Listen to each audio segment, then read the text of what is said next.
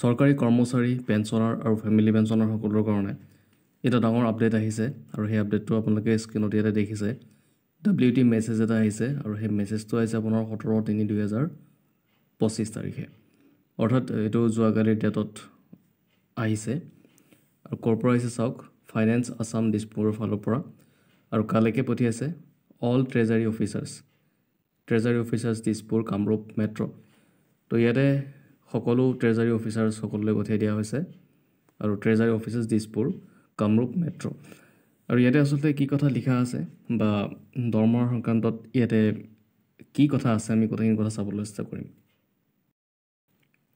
এটা চাব to avoid heavy rush of bill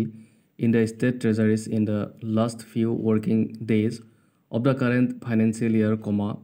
the last date for submission of bill relating to salary, wages, pension and pensionary benefit to the treasuries has been fixed on 21/3/2025. Repeat 21/3/2025. Treasury officers are directed to follow the guidelines strictly. ইয়াৰে অৰ্থ হৈছে এইটোৱে যে চলিত বিত্তীয় বৰ্ষৰ শেষৰ কেইটামান কৰ্মদিনত ৰাজ্যিক কোষাগাৰত বিলৰ প্ৰচণ্ড যিটো ভিৰ থাকে সেই ভিৰটো এৰাই চলিবৰ কাৰণে দৰমহা বা মজুৰি বা পেঞ্চনাৰী যিখিনি বেনিফিট লাভ কৰে যিখিনি বিল থাকে পেঞ্চনাৰী বেনিফিটৰ লগত যিবিলাক বিল থাকিব সেই বিলবিলাক দাখিল কৰাৰ শেষ তাৰিখ এটা কাট অফ তাৰিখ এটা দিয়া হৈছে সেইটো হৈছে 21/3/2025 অৰ্থাৎ ফেব্ৰুৱাৰী মাহত আপোনালোকে জানে ফেব্ৰুৱাৰী মাহৰ বহুতে পেঞ্চন বা দৰমহা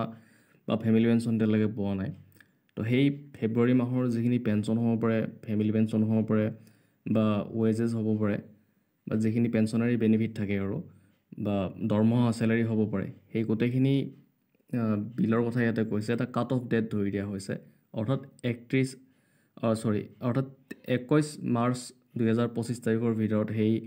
বিলখিনি ছাবমিশ্যন কৰাৰ কথা ইয়াতে কোৱা হৈছে তো এইটোৱে আছিলে আজিৰ আপডেট যদি ভাল লাগিছে লাইক শ্বেয়াৰ ছাবস্ক্ৰাইব কৰি দিব